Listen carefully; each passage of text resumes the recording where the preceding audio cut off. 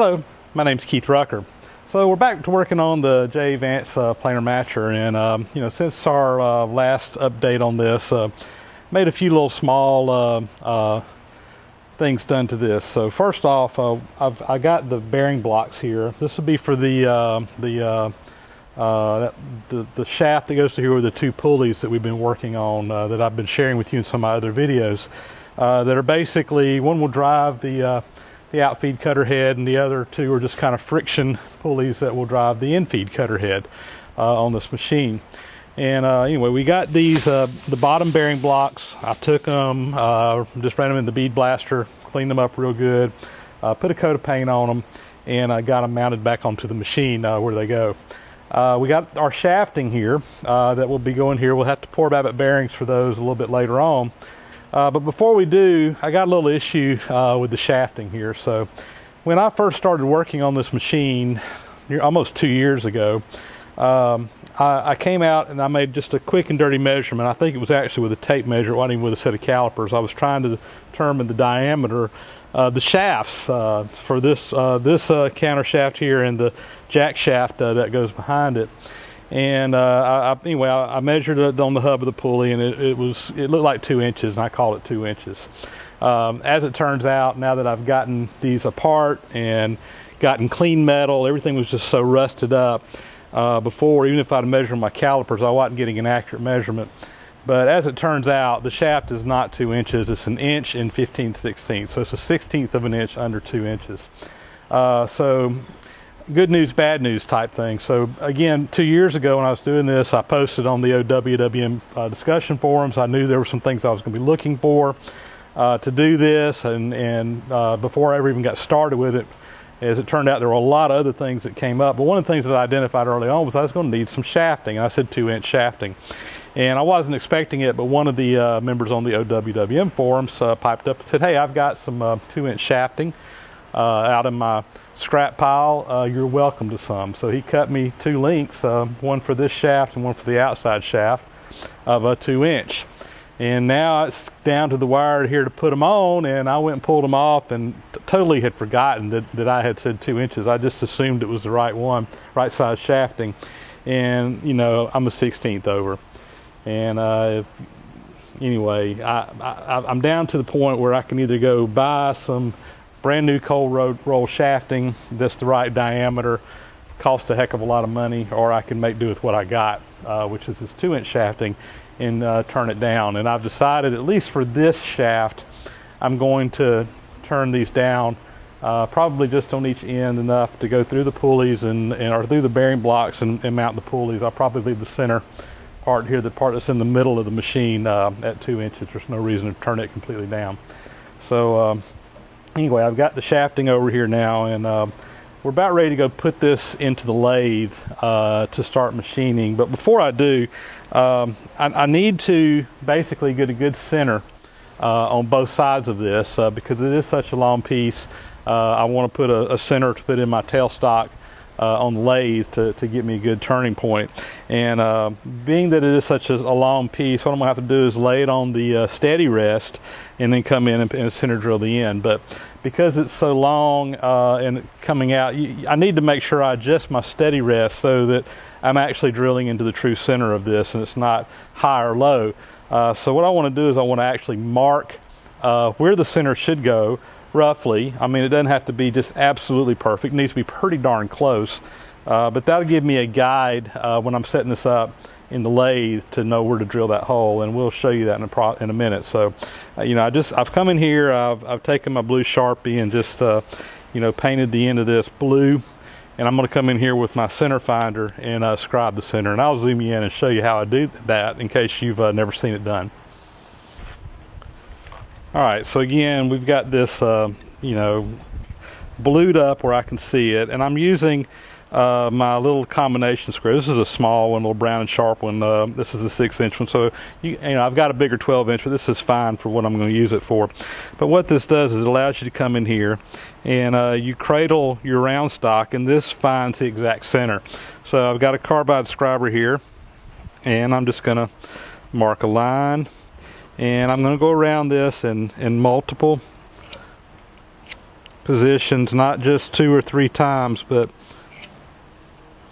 all the way around this.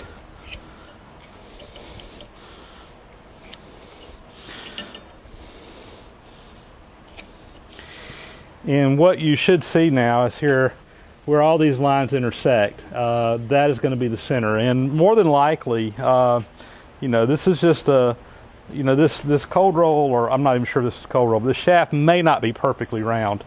And so what you actually end up with is you end up with an area where all these lines intersect. And for estimation purposes, we just want to kind of hit as close to that center as you can. If you were to really get in here, if you had a super fine line and you could get in here with a microscope, if you did 3 scribes, what you'd probably see is a little triangle in the center. It's very unlikely that you would get a perfect intersection. But again, for finding a center, I've got a 1/16 of material that I can move. That's going to be close enough. So I've got my center marked here, and we're going to go set this in the lathe now and actually drill out that center. We've got this shaft set up on the lathe now, or close to being set up, and I've got it in the 4-jaw chuck, and I put it in there just simply because I want to make sure I get this end running as true as I can. And you know, right now it's running within about it looks like about a 1/2 thousandth. This surface on here had a little bit of rust on it. I cleaned it up as best I could, but it's rough going around. But based on what I'm seeing here, and there's a little bit of bouncing around as it goes around, but it looks like it's running within about a 1/2 thousandth right now, which is, you know, plenty good for right now for what we're doing here. And down on this end, I have my steady rest installed, and I've come in here and I've just got a pointer looking on here, and I'll zoom you in. Hopefully you can see this and how we're going to get this lined up on this end so that this center actually ends up truly in the center of the shaft. All right, hopefully you can see this now, and I know the light and the glare is not the best in the world on this particular shot, but you can see the lines. And what I've got, this is just a little, this is actually a tap follower, but what I like is it comes to a nice point that I can really see in there.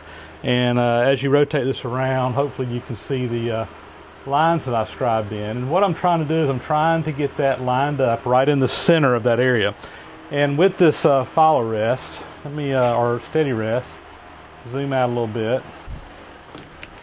Hopefully you can see this. But you know, we've got the pieces down here, but when I adjust this up or adjust it down, you can see the shaft is moving around. And depending on where these are, it could be high, it could be low, to the left or to the right. So I'm basically adjusting these bottom 2 to get that dialed in as close to that center as I can. And once I do, I'll close the top of this and just tighten the top down on top of it, and that should hold this steady, hence the steady rest, out at the end of my lathe. And I'll come in here and face it, and then come in when put my center drill in. So I'm going to shut you guys off because I need to get right down here in my head in front of the camera to get this lined up just right. But hopefully you see the process that I'm using to find the center of this shaft. Alright, we've got this running pretty darn true at the end. The end of the cut is not square. That's a little bit of the wobble you're seeing in there. But it looks like we've got the center of the shaft pretty darn true. I ran the indicator up and down the length of the entire shaft, and the shaft looks like it's probably got just a little bit of bend in it. And when I say a little bit, I'm seeing about 15 thousandths run out in the middle compared to the ends.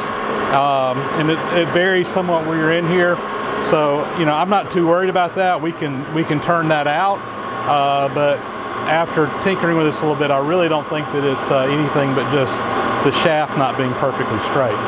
So I like this setup. We're going to go ahead and put a cutter in there. We'll face the end of that shaft, and then drill us a center hole in there, and we'll start to get this mounted between centers.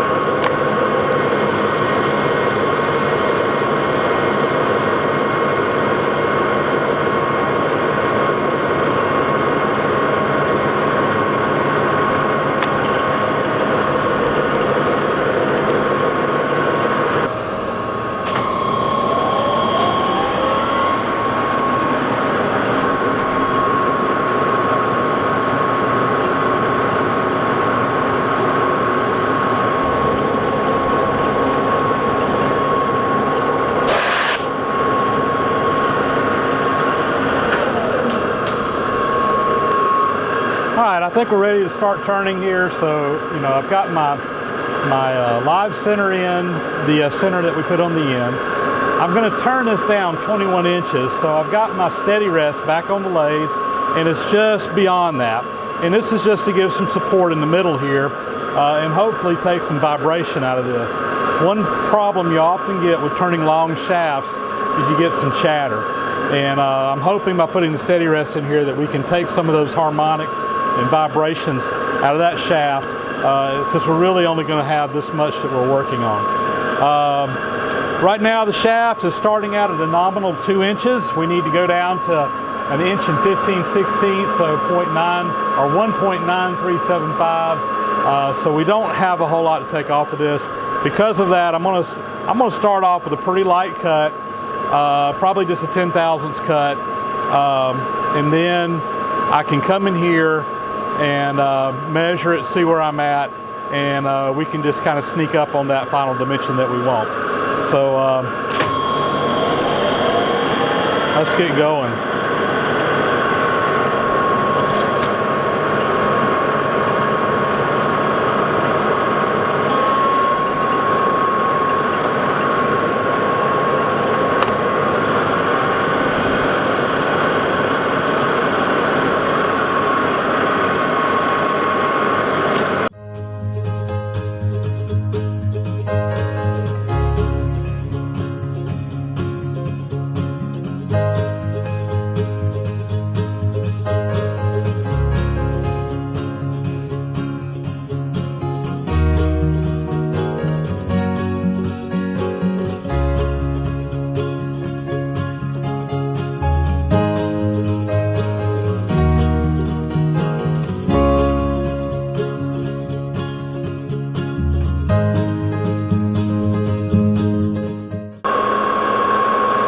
That's turning a pretty constant diameter. I'm probably just about a 0.5 larger down here than I am down here, but I think I can deal with that.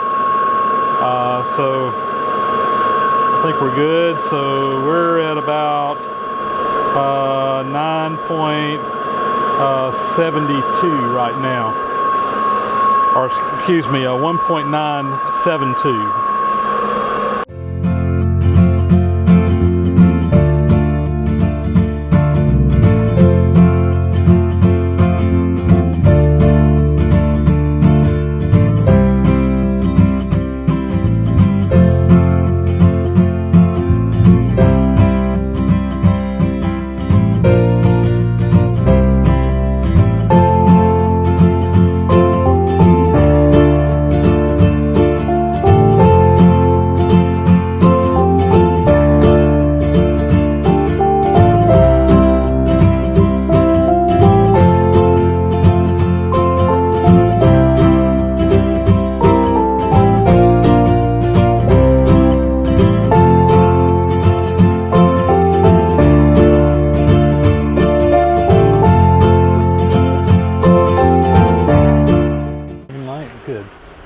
All right, we just took the final pass on that. Yeah, it's not too hot.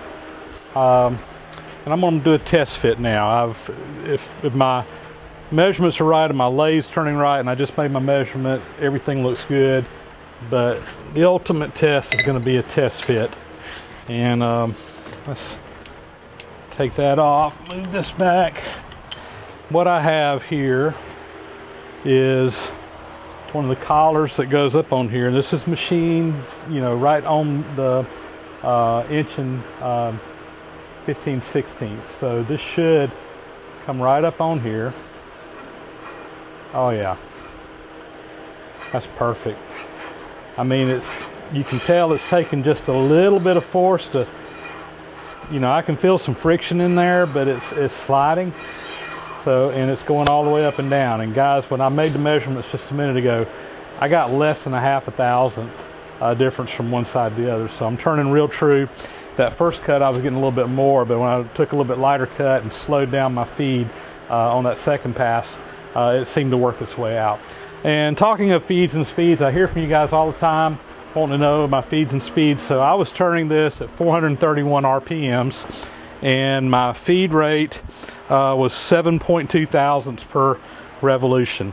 I started out taking some pretty coarser cuts. I started out at 14.4 thousandths per revolution, but once I got down those final passes, I slowed it down to get this nice smooth finish.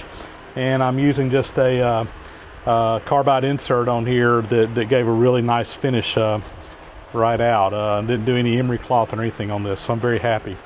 So that is one half of the shaft. So what we're going to do now is flip this thing over and go through the same process again. I'm probably not going to show the second half on video. It's basically the same process. So we'll make sure though when we get it in here that we indicate, you know, all the way out to this end here to make sure that this whole shaft, this whole part here is running true, because we want it to be running true on both sides, or you could have a shaft wobbling, and we sure don't want that. So anyway, we'll set that up and make sure everything's running good, and finish this out, and hopefully we'll have our shaft ready to go. Alright, I got all this turned down now. We've got both sides machined down where the pulleys and the bushings and everything should fit over them just fine. Again, I just let this center section unturned. There was really no reason to worry with that. There's nothing in that part of the machine. So, you know, it's running concentric with everything else. I've checked it with the indicator. We're within a couple of thousandths of an inch anywhere on the shaft, so I'm real happy with that. So now basically we're ready to go over to the machine and set this shaft in place and pour the Babbitt bearings. I've run out of time for this weekend, so that'll have to be a project for down the road, hopefully soon, and we can go ahead and get these pulleys mounted up on the machine. And I think on this video I'll go ahead and tack on another little project that we did on the Vance with the little brackets that we did to hold the side heads in place, and we'll put that footage after this. Alright guys, so I thought I'd show you the next project here on the Vance Planer Matcher. I'm down up under the machine right now using my contortionist skills to try to get this shot, and I'm using my iPhone because I can't get my regular camera down here, it's so tight. So what you're looking at, this is the back side of the, or this is the frame I guess that holds the little pulleys that power the side heads on the machine. These are the pulleys that Keith Fenner did the contour on his machine that I sent him a while back, that you may have seen the videos on. But on the back of this, there's this little piece here. It's kind of rusty. I'm going to pull these out. I actually made these, machined them out, but maybe we can put a wrench on here and tighten this up, and there's a threaded piece behind it that holds a bracket that goes in here that basically clamps this down. And originally this was the piece that was on there, obviously homemade, and it fits up over this piece here. It's not fitting right now because of the way this is adjusted, but it fits up over there, and basically you put a nut on the end here and that clamps that in and keeps it, and basically just holds it in place. So I've got to make a couple of these, and obviously we're going to do a little bit nicer job than that, and as well as make it fit a little bit better. The slot doesn't need to go across the top at all. It needs to go deeper on the back, so I have more adjustment in there. So we're going to slightly re-engineer these. This is not an original part, but we're just going to go with basically the same type design. So my goal here is to make a couple of these to go back on here to properly adjust these. Alright, we're set up on the mill now. I've got both these pieces clamped in. They're butted up, you know, level. Again, this isn't anything super critical. I just kind of eyeballed my center there, you know, this off by a little bit. It's not going to matter in this application, so I'm not going to spend a bunch of time, you know, indicating it in and getting it just perfect. There's just no reason to. We're going to start by punching a 1/2 inch hole in here, just like I said. So I got a 1/2 inch drill bit in there. Readjust my handle here, and we'll just go through both of these pieces.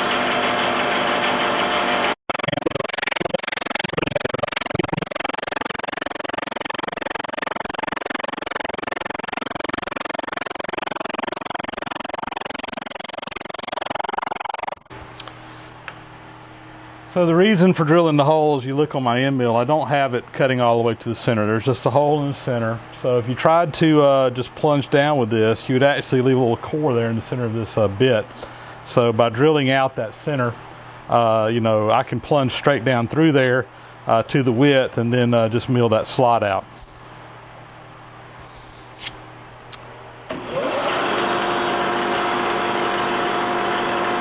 Alright, we'll just kind of lower this down till it's touching.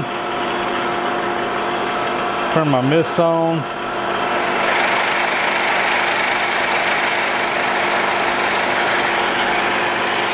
And I'm going to actually plunge through this by raising the table up.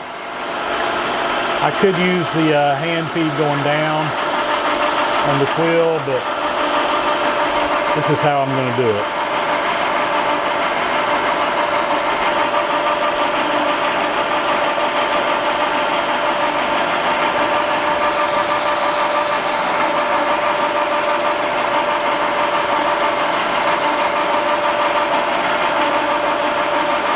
One tip when you're drilling or plunging like this, you get those long chips. If you will just stop your cut, it'll break them and they won't string around so. So if I'm drilling, I kind of drill a little bit and I just raise my quill up just a touch or just let up on it. And that breaks that chip and makes that cutting go a lot easier, and you don't get as many chips wound up on your tool.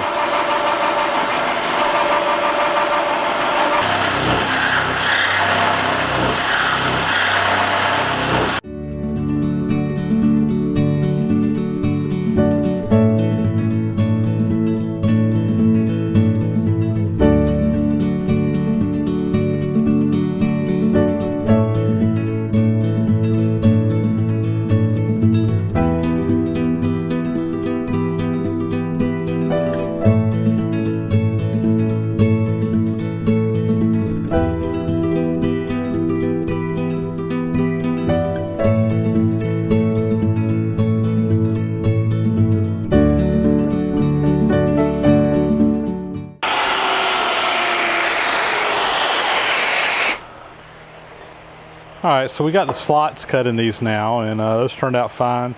Next step is we need to do the 90-degree bend to get the 2.5 inches sticking out here. My initial plan was that I was just going to drop this down in the vise with the slot side down so it would be supported, heat it up with the torch and bend it over. The problem is this is too deep to fit down in my vise. So again, you know, go to plan B. I've clamped this down to the table where the bend is right across the edge. I've got a piece, you know, backing it up to hold the slotted part down. And we're going to heat this up right along there and just bend this over the edge of the welding table. I did take a square and make sure that I was square with the front of the table here with my side. So it should come out good. We're just going to, again, heat this up right there along that edge, bend it over. Let's see how it goes.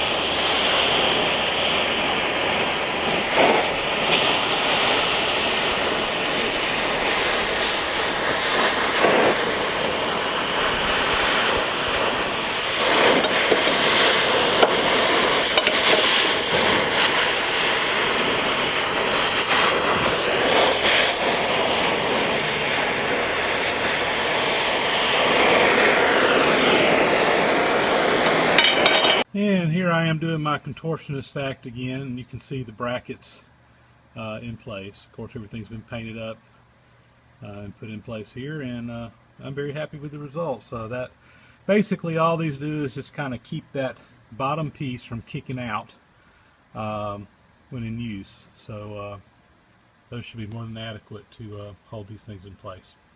So we're making real good progress on the Vance now. We're really kind of getting into the short rows here. So off the top of my head, the only little things that I can think of that still need to be done is I've got to make the gibs to go in that pressure plate. It's a fairly simple job. I just need to order some stock. I don't have the right size here, and it's not going to be very expensive to get that. So need to get that on order. We need to get this shaft here, this idler shaft, Babbitt's poured, and the pulleys in place. We've got the bearing blocks all cleaned up, ready to go. We got the shaft ready to go, so we're pretty much ready to pour the Babbitt on that and then mount those wheels. And then we've got the main jack shaft that powers everything. Gonna have a similar problem there. I've got 2-inch stock, but I don't have the inch and 15/16 stock that I really need. So haven't decided if I'm going to try to turn that shaft similar to this, or whether I'm just going to bite the bullet and buy a right size piece of shafting. That shaft has a lot of pulleys mounted all the way up and down the shaft, and it's going to be really hard to turn. Really on that one, I'm going to need to turn the entire length. And you know, I could probably do it on the lathe. I may end up still doing it on the lathe, but anyway, I'm going to look in and see how much it's going to set me back just to buy a piece of shafting, that inch and 15/16. If I can find a piece about 7 foot long, 7-8 foot long, I can't remember the exactly what I need, but if I can find a piece, you know, fairly reasonable, I'm probably just going to do the shortcut there and do that. But and then we'll need to put the bed down on the top, and I think we'll be ready to belt this thing up and at least start tinkering with it, not with knives at first, but just getting it running and make sure everything's running smoothly, and then of course put the knives on there and start cutting some wood. So we're you know, the end is in sight, and that's the first time I can really say that now. And I've been working on this project for, you know, about a month out from being 2 years working on this machine. So I'm real proud to say that the end is in sight on the Vance Planer Matcher project. So that'll conclude this video, guys. I again appreciate, as always, you watching. I appreciate all my many subscribers out there, and if you haven't already, please do subscribe to my channel. You'll get little notices when I put up new content, and hopefully you'll enjoy seeing some of the crazy things we do out here in the shop, restoring machinery, you know, for myself and also for the Georgia Museum of Agriculture, like this project. So anyway, thank you again, and keep those comments coming, guys. I really appreciate hearing from you. Thanks a lot.